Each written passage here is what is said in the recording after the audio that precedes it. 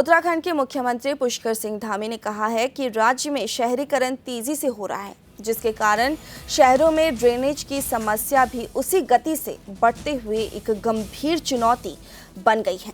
इसलिए राष्ट्रीय स्तर पर इस संकट से निपटने के लिए व्यापक नीति तैयार की जानी चाहिए।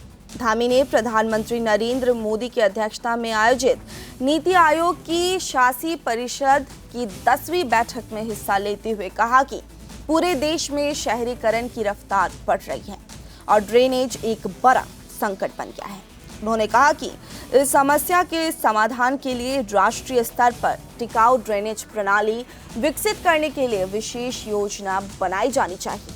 प्रधानमंत्री की कृषि सिंचाई योजना का जिक्र करते हुए उन्होंने कहा कि पीएम सिंचाई योजना की गाइडलाइंस में लिफ्ट इरिगेशन को शामिल किया जाना चाहिए। उनका कहना था कि उत्तराखंड की विशिष्ट भौगोलिक परिस्थितियों के कारण पर्वतीय क्षेत्र में इस समय महज 10% भूभाग पर ही सिंचाई हो पा रही है।